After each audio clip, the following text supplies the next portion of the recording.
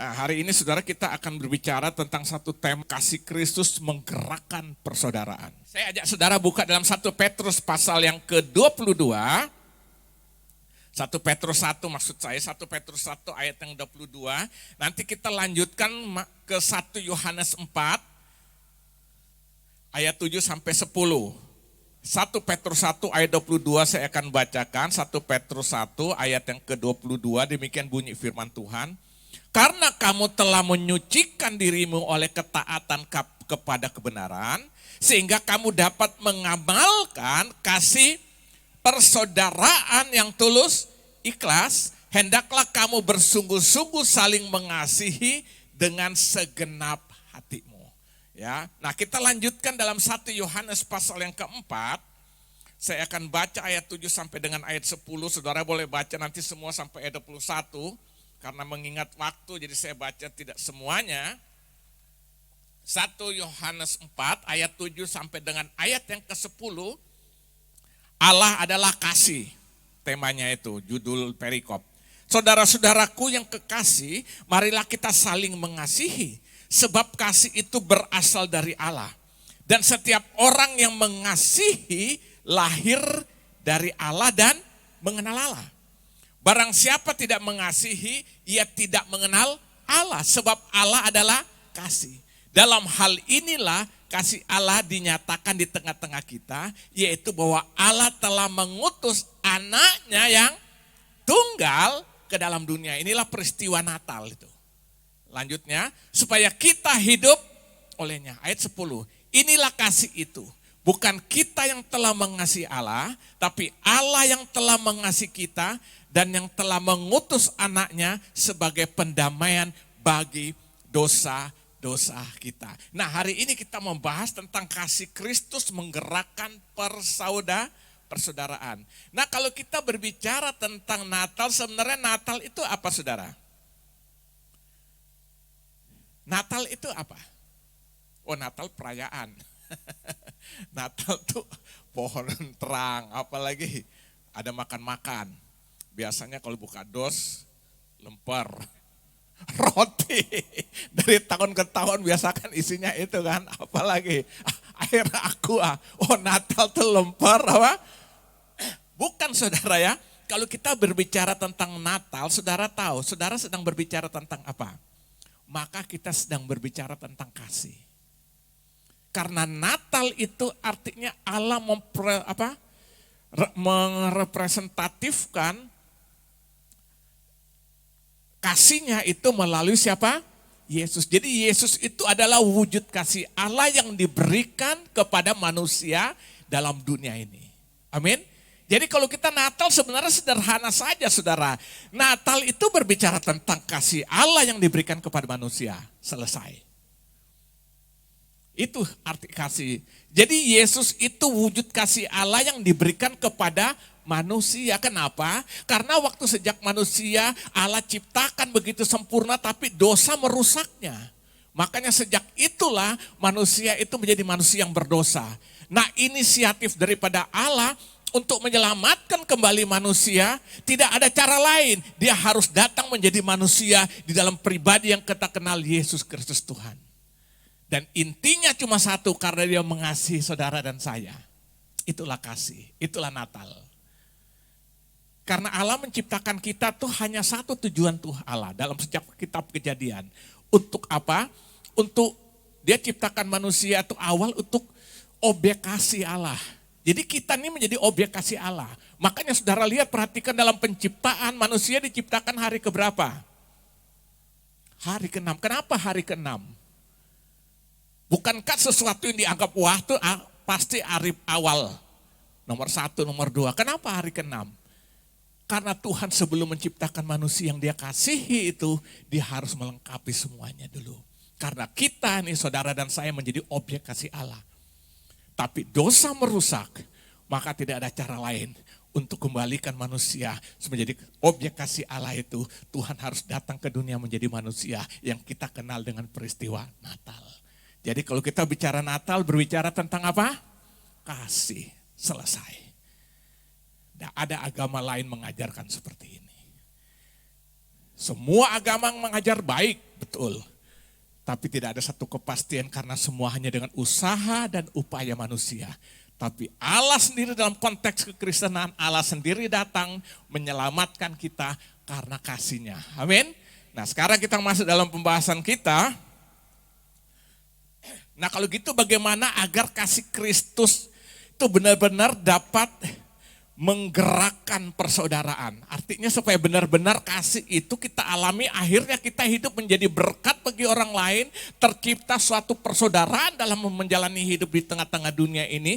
Pertanyaannya bagaimana agar kasih Kristus benar-benar dapat menggerakkan persaudaraan itu. Kita akan bahas satu persatu. Yang pertama saya pelajari Alkitab. Yang pertama, meresponi dengan sungguh-sungguh kasih Allah tersebut. Saudara tetap di dalam 1 Yohanes 4 tadi, lihat ayat yang ke-15. 1 Yohanes 4 ayat ke-15 tadi, di situ dikatakan, barang siapa mengaku bahwa Yesus adalah anak Allah, Allah tetap berada di dalam dia dan dia di dalam Allah. Ya, saya ulangi. Barang siapa mengaku bahwa Yesus adalah anak Allah, Allah tetap berada di dalam dia dan dia di dalam Allah. Artinya apa saudara di sini? Kita meresponi dengan sungguh-sungguh kasih Allah tersebut. Artinya apa? Seluruh roh, seluruh jiwa, seluruh tubuh, seluruh pengharapan hidup kita ini kita hanya arahkan, kita fokuskan hanya kepada Allah. Itu yang saya maksud dengan apa? Dengan meresponi sungguh-sungguh kasih Allah. Artinya apa? Seluruh hidup kita nih, baik roh, jiwa, tubuh kita, fokuskan, tujukan hidup hanya satu-satunya kepada pribadi yang namanya Yesus Kristus Tuhan. Itu yang dimaksud meresponi kasih Allah. Makanya ayat 15 tadi lihat, barang siapa mengaku bahwa Yesus adalah anak Allah, Allah tetap apa? Berada di dalam dia, dan dia di dalam Allah. Kita hanya fokuskan hidup kita hanya kepada Allah. Ini yang artinya kita sedang meresponi. Nah, kita buka lagi kembali dalam 1 Petrus tadi. 1 Petrus pasal yang pertama tadi, kita lihat ayat 13. Kita bandingkan. 1 Petrus pertama ayat 13 itu dikatakan, sebab itu siapkanlah akal budimu, waspadalah dan apa? Letakkanlah pengharapanmu seluruhnya atas kasih karunia yang dianugerahkan kepadamu pada waktu apa? Penyataan Yesus Kristus. Lihat, di sini dikatakan letakkanlah pengharapanmu. Kita letakkan pengharapan berarti apa? Tujuan kita, fokus hidup kita hanya satu-satu kepada Kristus Yesus Tuhan yang telah lahir 2021 tahun yang lalu. Kita arahkan, fokuskan hidup kita. Ini yang saya beri nama kita sedang meresponi kasih Allah itu. Buka satu ayat yang sangat terkenal. Yohanes 3 ayat 16. Hafal gak? Gak apa-apa, tampilkan lagi. Yohanes 3 ayat 16, perhatikan. Karena begitu besar kasih Allah akan dunia ini, stop dulu. Karena begitu besar kasih Allah akan dunia, berarti yang mengasihi dunia dalam pengertian artinya manusia yang ada dunia ini. Karena begitu besar kasih Allah akan dunia ini, lalu Tuhan ngapain? Sehingga ia, siapa ia? Allah itu telah mengaruniakan anaknya, siapa? Yesus yang tunggal. Lihat. Saya mau tanya, ini yang melakukan siapa? Allah. Kenapa dia lakukan? Karena dia mengasihi saudara dan saya. Amin.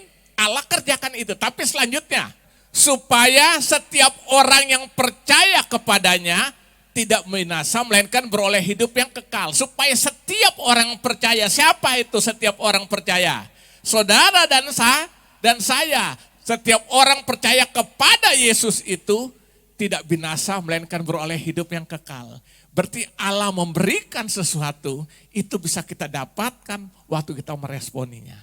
Baru kasih itu nyampe kepada kita. Amin. Jadi saudara lihat di sini, bagaimana agar kasih Kristus benar-benar dapat menggerakkan persaudaraan sehingga kita bisa saling mengasihi satu dengan yang lain. Yang pertama, tidak ada cara lain. Yang pertama, meresponi dengan sungguh-sungguh kasih Allah tersebut. Amin. Siap? Jadi Natal enggak berulang-ulang, saudara rayakan setiap tahun gitu-gitu aja. Sementara kasih Allah enggak sampai hidup dalam kehidupan kita. Ini yang saya beri nama seremonial keagamaan sedang kita lakukan. Padahal Natal tidak itu. Natal itu kita meresponi kasih Allah yang sudah diberikan bagi kita. Baru Natal itu kita bisa alami secara pribadi dalam kehidupan kita. Amin. Ini yang pertama.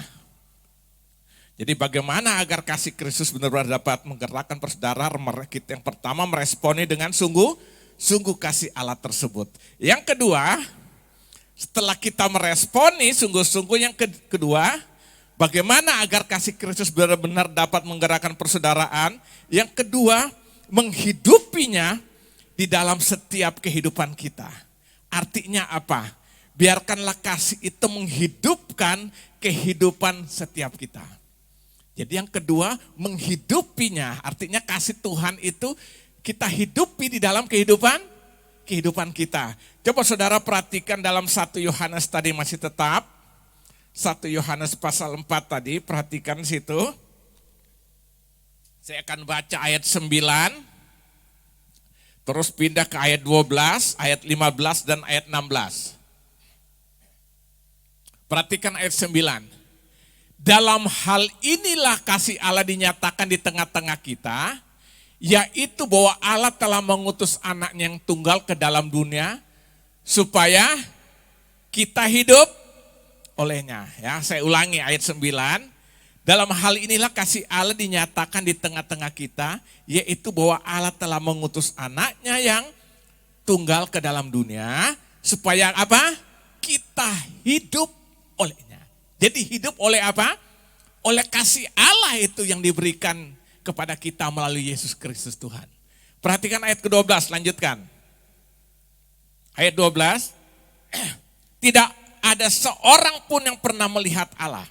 Jika kita saling mengasihi, Allah tetap di dalam kita dan kasihnya sempurna dalam kita. Saya ulangi, tidak ada seorang pun yang pernah melihat Allah. Siapa yang pernah melihat Allah? Tidak ada. Tapi terus lihat, jika kita saling mengasihi, Allah tetap dalam kita dan kasihnya sempurna dalam kita. Jadi orang akan melihat kasih Allah itu lewat kasih yang kita nyatakan. Terus ayat ke-15,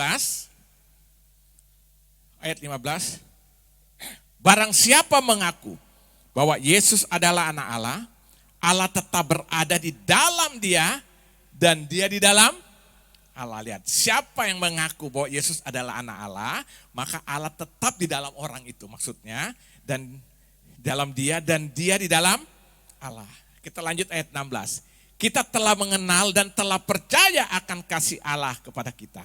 Nah, Allah adalah kasih. Dan barang siapa tetap berada dalam kasih, ia tetap berada dalam Allah dan Allah di dalam dia. Jadi jelas yang kedua saudara, bagaimana agar kasih Kristus benar-benar dapat menggerakkan persaudaraan, artinya kita dapat saling mengasihi, saling mengasihi satu terhadap yang lain sebagai rasa persaudaraan itu. Yang kedua, kita harus menghidupinya di dalam setiap kehidupan kita. Artinya biarkanlah kasih itu yang menghidupkan kehidupan setiap kita. Amin. Baru ini pasti akan menimbulkan sesuatu yang namanya persaudaraan. Saya mau tanya gampang gini saudara, kalau kasih Tuhan ada dalam kehidupan kita, mungkin gak kita hidup dalam kebencian? Tidak mungkin. Nah bayangkanlah si A hidup dalam kasih Allah, si B hidup dituntun kasih Allah, si C hidup dalam tuntun kasih Allah. Indah enggak hidup? Pasti ada persaudaraan yang tercipta. Mungkin bisa gak saling ada rasa salah? Bisa. Mungkin gak A bersalah kepada B? Bisa. Mungkin gak B bersalah kepada C, tapi kasih itu tetap mempersatukan. Amin. Nah Yesus datang untuk membawa kasih itu. Nah saya mau katakan hari ini saudara, Natal itu berbicara tentang kasih. Yang pertama bagaimana supaya kita dapat mengalami satu Atau kasih Kristus dapat menggerakkan persaudaraan dalam kehidupan kita. Yang pertama, responilah dengan sungguh-sungguh. Kasih Allah itu sudah Tuhan berikan 2021 tahun yang lalu. Berarti sekarang ini kasih itu sedang bekerja. Bukan akan bekerja, sedang bekerja. Ini yang pertama. Yang kedua, kita harus menghidupinya itu dalam setiap kehidupan kita. Jadi hidup kita nih, hidup karena kasih Allah. Dan saya percaya ini akan menjadi indah. Dan kalau kasih Allah itu hidup menuntun hidupan kita, sehingga hidup kita ini karena dorongan kasih Allah yang bekerja, pasti akan menghasilkan buah. Buah itu yang disebut dengan buah apa? Buah pertobatan. Yang kedua, buah roh. Saudara boleh baca dalam Galatia kan? Buah roh itu dimulai dari kasih. Baru yang lain. Yang ketiga akhirnya hidup kita menjadi mengeluarkan buah yang namanya buah pelayanan. Amin. Nah itu sebabnya yang kedua, hidupilah hidupan kita nih dengan kasih Tuhan itu. Kasih Kristus yang agape itu. Kasih manusia mah kasih pura-pura semuanya. Kasih manusia hanya kasih saling menuntut. Ya kan? Selalu saling menuntut. Selalu saling menuntut, kelihatannya awalnya kita beri, tapi begitu ternyata ada sesuatu yang terjadi, kadang-kadang akhirnya bisa putus hubungan hanya karena apa? Kasihnya itu tidak tulus, tapi kasih agape yang dari Kristus itu kasih tanpa peduli apapun keadaannya. Saya selalu beri nama ini disebut dengan kasih walaupun engkau membenci aku tetap mengasihimu. Itulah kasih Kristus. Dia buktikan 2021 tahun yang lalu. Sudah dia genapi, hari ini kita peringati itu. Amin. Yang kedua. Yang ketiga, yang terakhir. Oh berarti udah mau selesai dong? Enggak juga. Yang ketiga ini ada 5 lagi poinnya. Yang ketiga, bagaimana agar kasih Kristus benar-benar dapat menggerakkan persaudaraan. Yang ketiga, jadi yang pertama meresponi. Yang kedua apa? Menghidupinya. Lalu yang ketiga, membagikannya melalui kehidupan setiap kita. Jadi setelah kita meresponi, kita menghidupinya kasih itu dalam kehidupan kita, lalu kita membagikan bagi setiap kita ya, bagi setiap orang. Artinya apa? Kasih itu kita mendistribusikan bagi semua orang atau bagi setiap orang. Saudara, baru saudara akan lihat yang terjadi yaitu pergerakan kasih itu mempersatukan. Amin. Coba saudara lihat di ayat ke-7 dari 1 Yohanes tadi. Ayat 7, ayat 8, ayat 11 sampai dan ayat 12. Perhatikan saya baca situ. Ayat yang ke-7, saudara-saudaraku kasih, marilah kita saling mengasihi. Kalau saling itu berarti 1 orang atau 2 orang lebih. Minimal 2 orang. Saling. Nah di sini Rasul Yohanes bilang hendaklah kau saling mengasihi. Lihat. Ayat ke-8. Perhatikan ayat ke-8 di situ. Barang siapa tidak mengasihi, ia tidak mengenal Allah. Sebab Allah adalah kasih. Disuruh pertama disuruh saling mengasihi, tapi kalau kita tidak mengasihi berarti kita tidak mengenal Allah. Lanjut ayat yang ke-11. Saudara-saudaraku yang kekasih, jikalau Allah sedemikian mengasihi kita, maka haruslah kita juga saling mengasihi. Lanjut ayat 12. Tidak ada seorang pun yang pernah melihat Allah. Jika kita saling mengasihi, Allah tetap di dalam kita dan kasihnya sempurna di dalam kita. Jadi waktu kasih itu setelah kita responi, kita hidupi dalam kehidupan kita sehingga kasih itu hidup dalam kehidupan kita. Dia bergerak, beraktivitas. Lalu apa yang terjadi setelah kita mendistribusikan, saudara, kita membagikan bagi setiap orang, saudara lihat. Maka di situ saudara lihat pasti akan terjadi sesuatu yang luar biasa di dalam kehidupan kita dan melalui kehidupan kita. Amin. Jadi kita mendistribusikan. Pertanyaannya kenapa? Kenapa kekristenan mengajarkan cuma prinsip 1 ini kasih? Buka Injil Matius pasal 7. Ini ayat yang sangat mungkin kita sudah sering sebut tapi kadang-kadang kita tidak ngerti.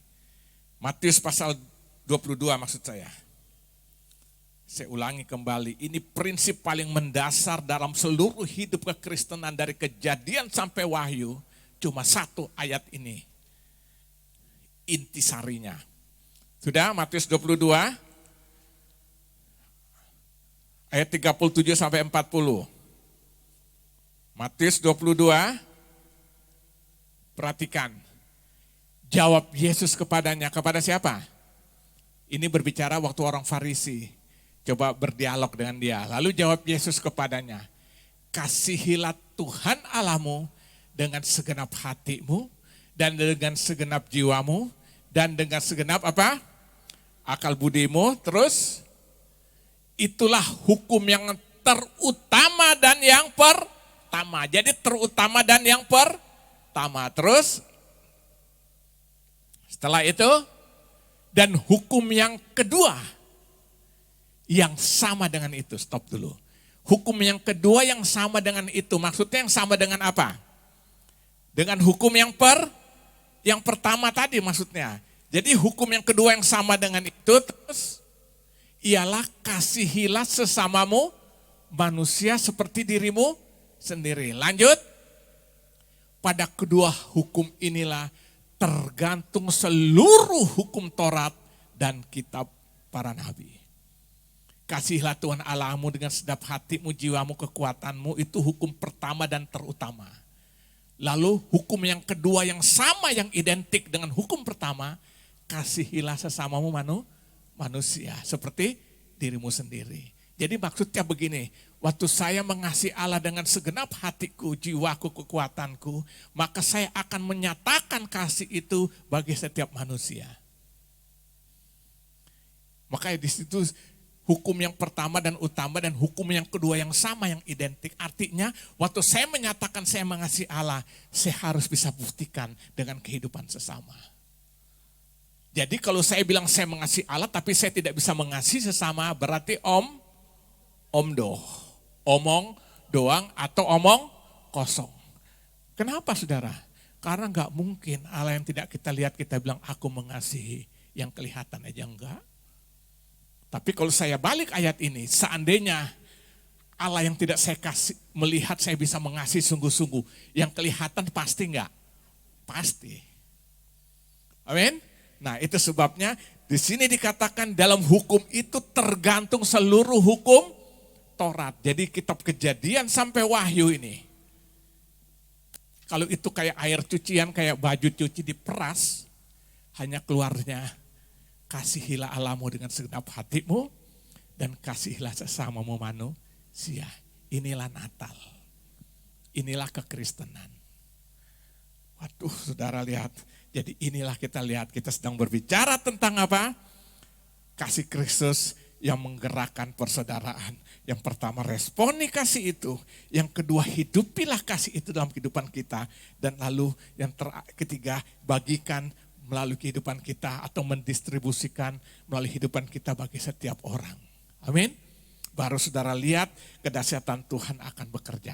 Nah mungkin pertanyaannya apa dampaknya bagi kita kalau kita lakukan kasih ini?